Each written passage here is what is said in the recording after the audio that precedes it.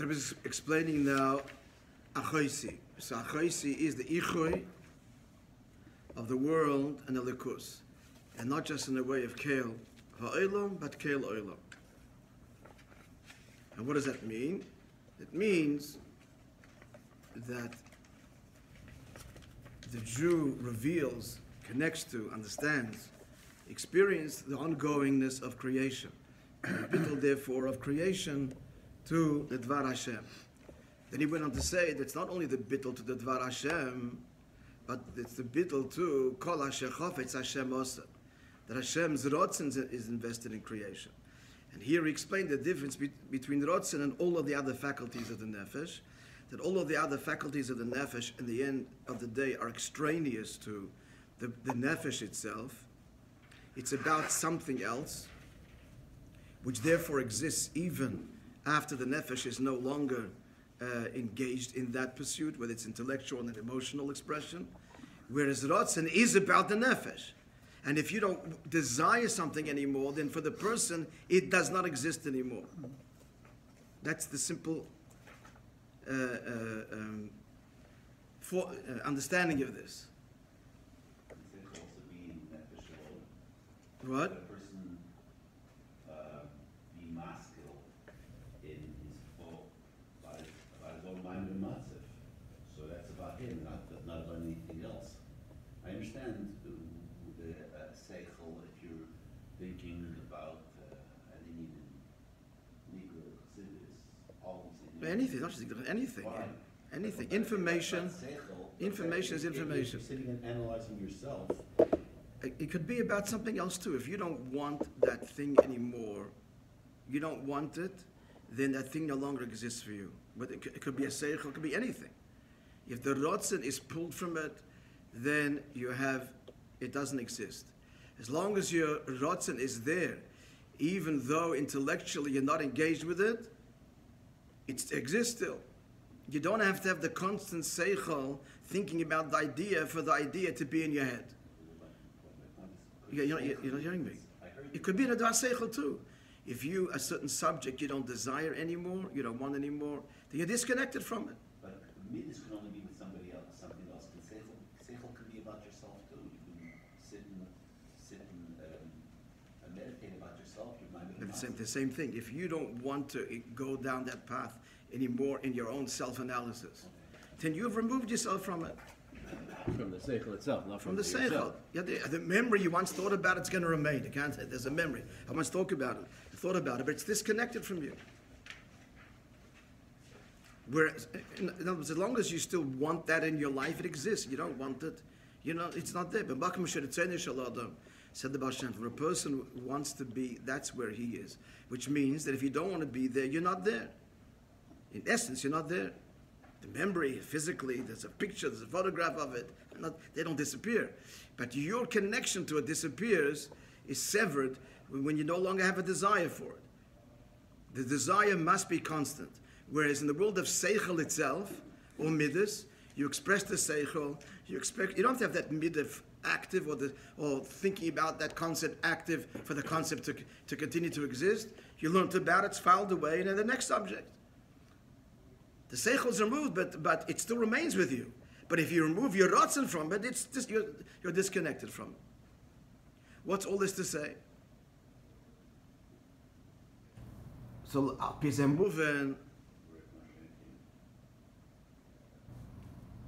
said that, no? Okay, we can say it again. That's what we just said now. Mashenkin the rotzen, it's almost halfway down, a bit lower than halfway down. Mashenkin the rotzen, whereas the rotzen kivin shein mitzias mechutz the nefesh, rotzen is about I want. As we said earlier, it really comes down to what does a person want? I want to express myself. I want to be me. I want to be free. Survival. These are deep rotzen things. If this thing is no longer talks to me, no longer about my self-expression, no longer about my self-liberation, then the person is disconnected from it. It doesn't exist for him. Rotzen is the nefesh's merutzas desire. V'netia means its orientation.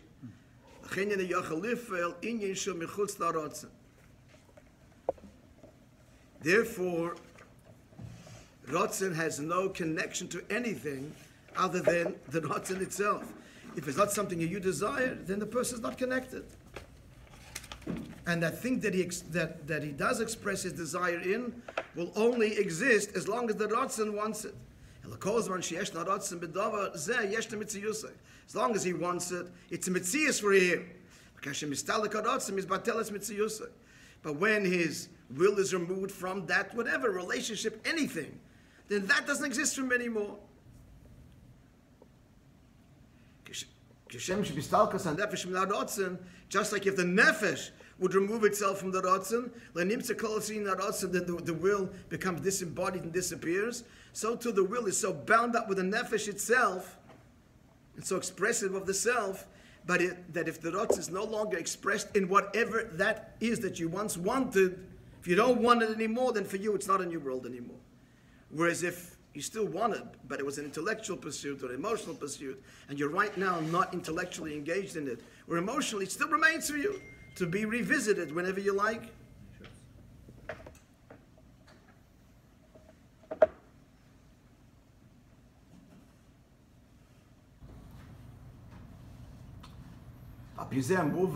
So now applying this to be saying that Kol Asher Chafetz Havaya Osa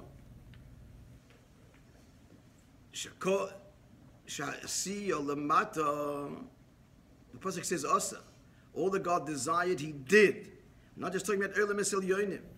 Never mind that Atzilus expression of Chafetz Havaya. Actually, it is not really so much. But it's Dafka Asiya Lamati B'chinas Chafetz V'Rotzen Ha'elyon. It's this lowest world that God has invested His what? His desire. So what is he saying? As a ba'ofen shall head that amitzias yoser. What this brings out is that since the whole world elam has this, because Hashem desires it did it b'tachtonim.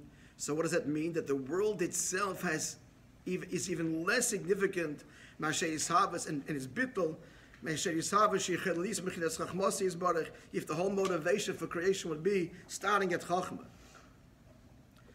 So let's just stop here. What's the Rebbe saying here? The Rebbe is bringing out the bittul of, this is the achoisi, the bittul of creation, its utter dependence totally on the creative force. And since the creative force is not something extraneous from Alikus to begin with, if the creative force was only, as it were, chachma, or the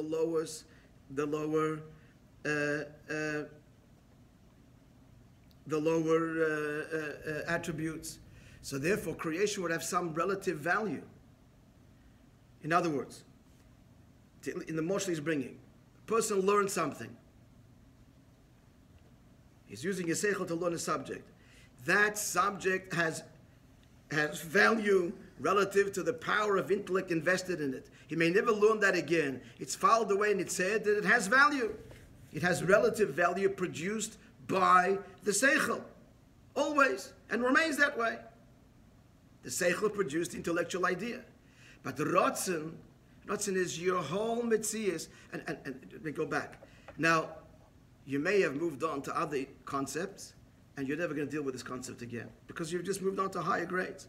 Can it ever be said that this idea that you thought of in grade 1, sorry, I thought I put it on. Could it ever be said that the idea in the math you learned in grade 1 has no value, no relative value to your intellect, to your seichel? It's always going to have value, whether you think about it or not, because you moved on to another subject. So relative to seichel, any dva seichel that you have produced will always have value. But the ratzon is you only exist as long as I want you. You don't have any independent on any level.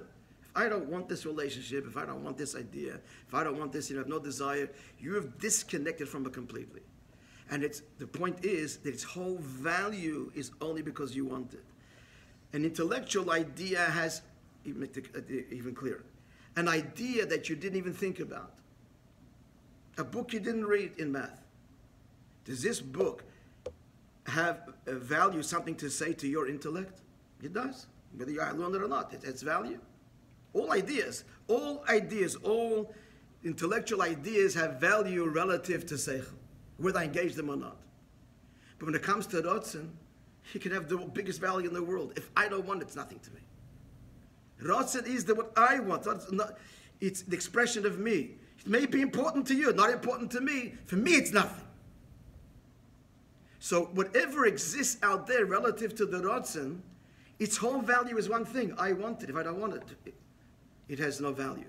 Whereas Seichel and Midas, there's chesed in your heart. This is a loving situation. Chesed will say, yes, it is. Whether I actually have to do it or not, it still talks to. That experience will talk to and has some value to the koach of chesed in my nefesh. A subject I never learned has value, whether I engage it or not. It has value. It's not dismissive, can't be dismissed by the emotion, if it's an emotional thing, or an intellectual thing by seichel. Whereas the Ratzon, it could be, to me, it's nothing. It's irrelevant, it's mila. It's whether I want or not. So the Rebbe is saying here that creation is not only from Chachmasa Yisborech. If it came from Chachmasa Yisborech, so Chachmat Atzilus is very, very profound. But the Chachma Nilam Haz is also. Physics, there's tremendous Chachma as well. There's relative value. There's relative objective value, period, of the creation to the created force. Period. A given. And that's forever. That's what it is.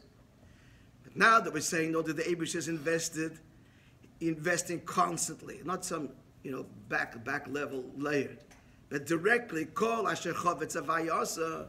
Then you look at creation, your whole value, kindalach, is because Eibush wants you. This creative force that's brought you into being, that's your reality, the Ratzon. And if the Ratzon is pulled, no matter what virtue you have, it's absolutely zero.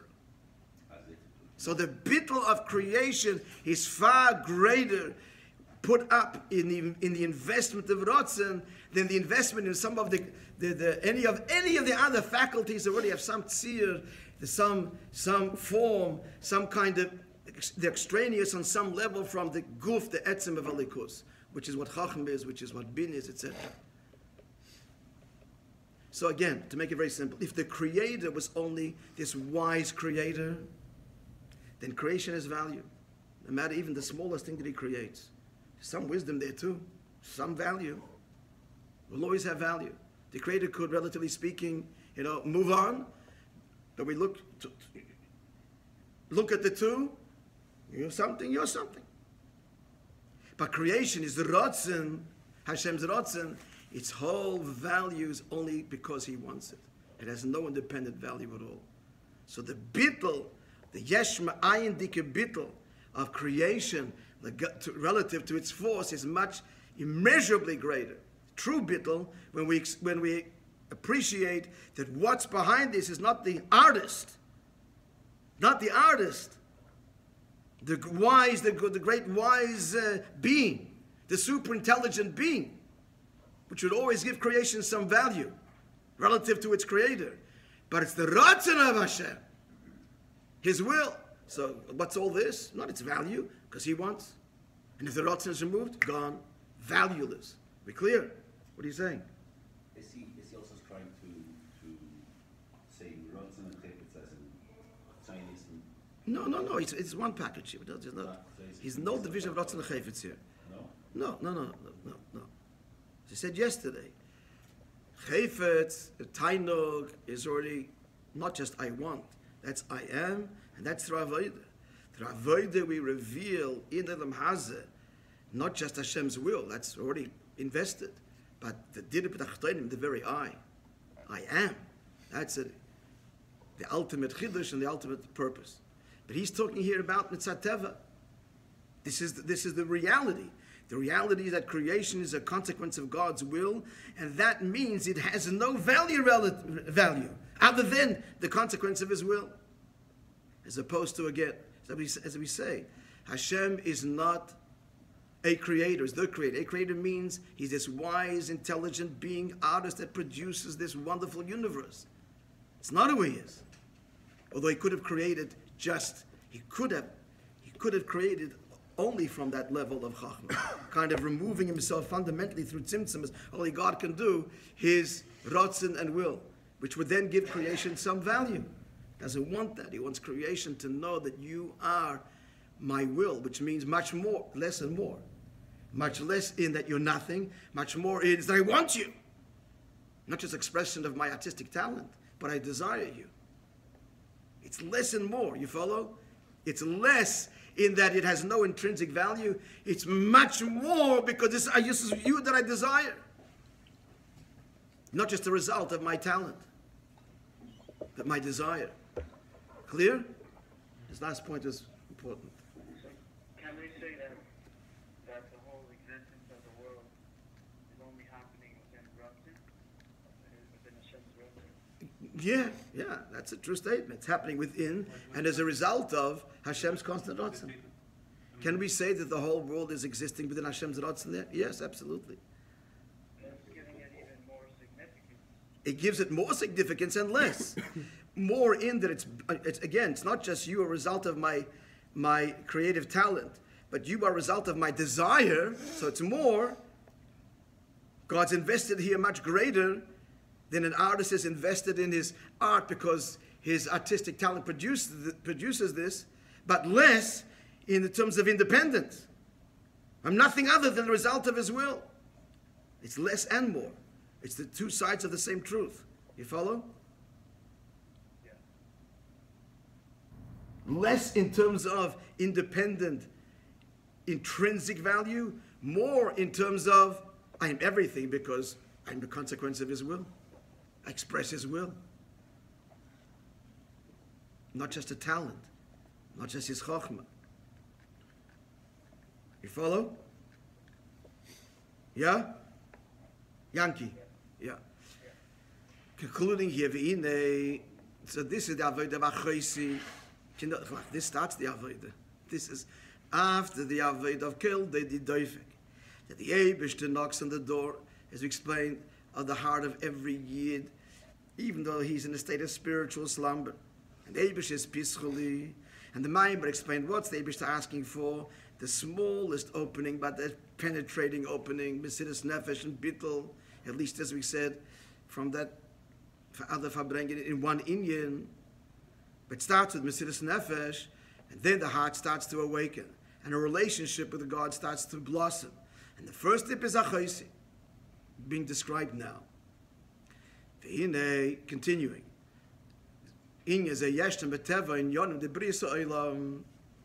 Everything we described till now, that Hashem's Ratzon is invested in creation, and creation therefore is absolutely bottled, having no independence, as we explained at length now. That when it comes to Ratzon, if the Ratzon is no longer there, then that, whatever it is absolutely no longer in the world of the person. And Hashem has invested the Ratzon, so this is all mitzad what? Nature. Ad kadei kach she'ef shel ha'hazbis is before avodah. She'ef shel ha'hazbis gam l'nefesh bahamis. Even our human soul can understand God desired to create. And his desire is invested. And it's an ongoing thing. And all of creation is bottled by mitzias. Even though the nefesh bahamis is an animal. What means an animal? He's a sophisticated, we are sophisticated, highly intelligent people. So behema, why sheruach behema yiredes mata? Because the whole orientation is mata, is physical things. He wants physical things. He wants attention, and he wants nice things, etc. Using profound intelligence to get it, but it's all yiredes lemata. And yet, no matter the natural, that we're naturally drawn towards the material and the sensual. When a person explains to him, the Rebbe says him, who's the him? It's us. When a person explains to himself and thinks and understands that it's the whole reality of this world is b'dvar havai shamayim nasu. That Hashem's constant word, and it's explained not just the word but the Ratzon. If God were to remove his constant investment, creative power, the world would become absolutely nothing. This is something which we can understand rationally. So therefore, even while the world exists, It's not really out of any mitzias. Its whole existence is only due as a result of the constant creative force, which is the Dvar Hashem. We say to him, moreover, as we just said now, not only is Hashem invested his ongoing creative word, but the creation is his Ratzon. If it's only from Malchus, and for sure we're a Metzias compared to Malchus. We're a Metzias compared to Chachma. But no, it's the Ratzon. Ratzon is always about me. It's never about the other. It's what I want. And again, if I don't want, then that thing is no longer in my world. On the days of Peilim, Gamba, Never Shabbamis, and when we understand this and misburning in this, so this causes Achoisi. Hashem says, you become my sibling, my brother, my sister. This, which is a natural bond, he said. It's not an avodah love you have to work at. A person should want. He wants reality. Doesn't want to live doesn't want nothingness. Nefesh Habamis wants the real thing. So the real thing is Elikus. He wants the fusion. He wants the connection. We should connect the Ratzon and live with the Ratzon. That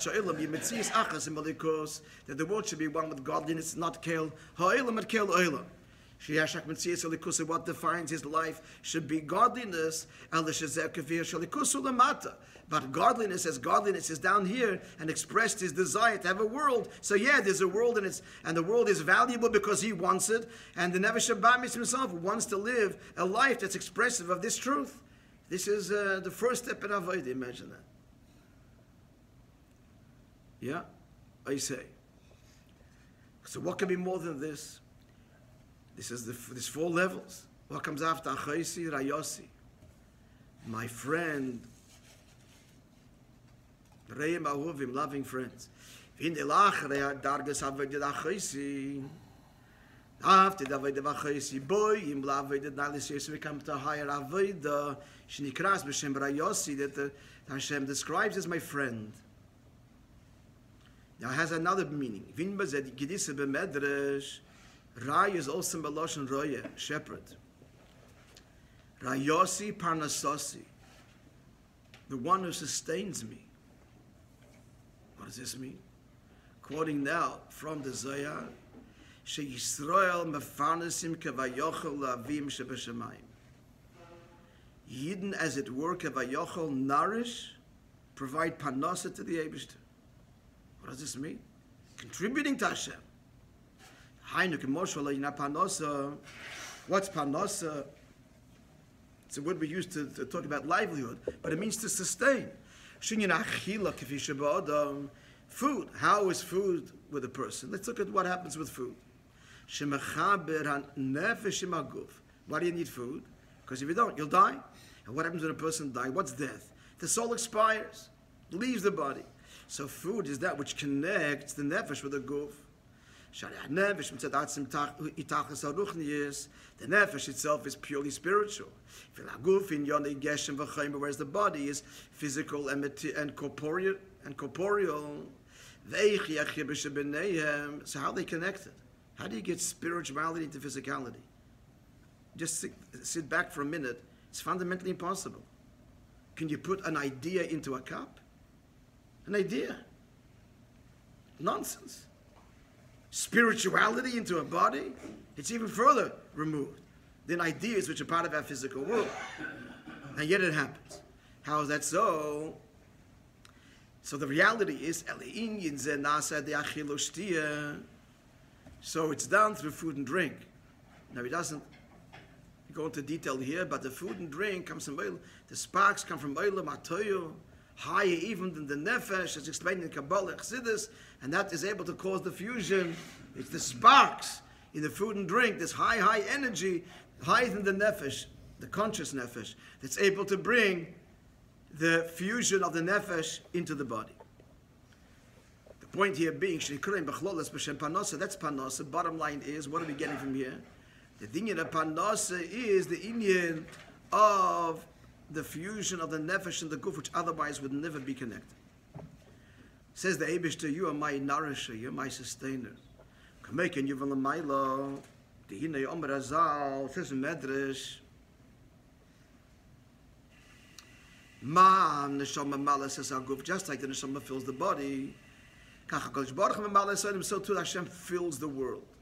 So, therefore, to talk about the relationship between the guf and the nefesh is the same model for Hashem in creation.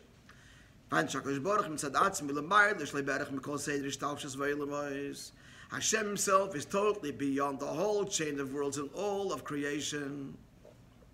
So how does he get into creation if he's totally beyond it? Same question, how does the guf, the neshama, get into the guf? Like it says in the Alter Rebbe, says in a very famous quote, quoted frequently in Chassidus,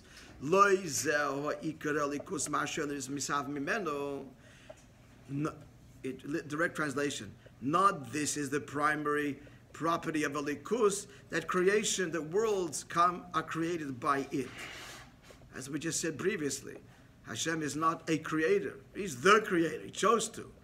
But that's not what he is this great artist. So you see where he's going here. Before we were talking about the rotznes naturally invested. Now we're going higher. We're going the level of the course that's higher than Isavos. In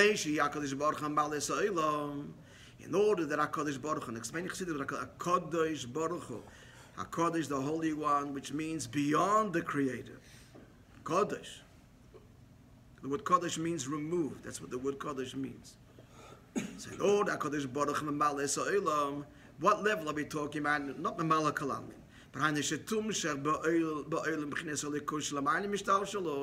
Before now, we're speaking about Mamala Kalamim based, even the Rotzen. Still Mamala Kalamim. But here we're talking about that which the level of a kus which is fundamentally beyond creation, Hashem beyond creator. So you are my nourisher, you are my sustainer. You draw me, this is now already now Avodah, you draw me into, the first level is also Avodah. But the first level is recognizing and living this life. But what are you recognizing? The natural investment of the Eibishter in creation, which also takes Avodah. But can't stop there. Now, Rayosi, you are my nourisher, my sustainer. You draw me into creation beyond even the natural investment, which is what I want you to do. They should be drawn into creation level beyond the Ishtalshus. And it's a Nasa de Yisrael. So this is through Yidden. Again, Achoisi is natural, a natural love. You have to work at that, the love between siblings. Referring to the level of a likus that's naturally in creation, which even the Nefesh Bahamis can understand. This is what reality is and want it. Now it's already a chidush. Now we're drawing something into creation which is beyond. Breishis is Beis Reishis, two beginnings. That Hashem created the world because of Yidden Nikru Reishis, and one Torah and Yidden. And Yidden, Marshi Sol Him Reishis. Why are Yidden first out? Should be Shvilat Torah Nikras Reishis. It's because of Torah. It's one thing.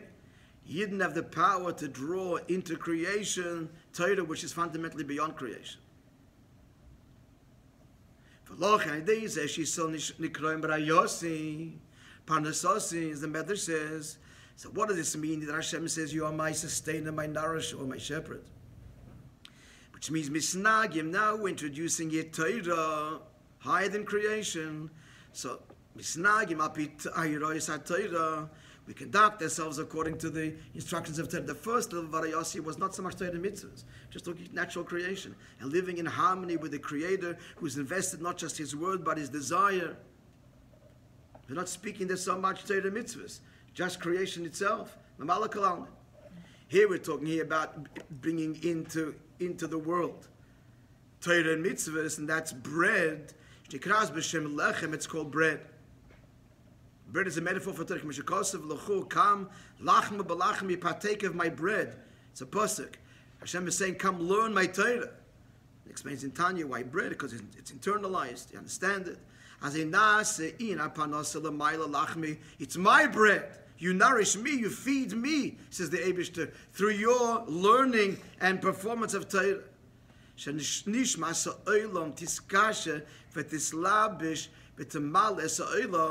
That the soul of the world, which means here the soul, he means the level of a likus that's higher than creation, like the soul is fundamentally beyond the guf. So this level should fill the world. That the neshama fills the guf through the agency of the food and drink. What's the food and drink? Is Torah mitzvahs by which we draw into the world the level of a course beyond creator. That's Rayos. Okay, the story.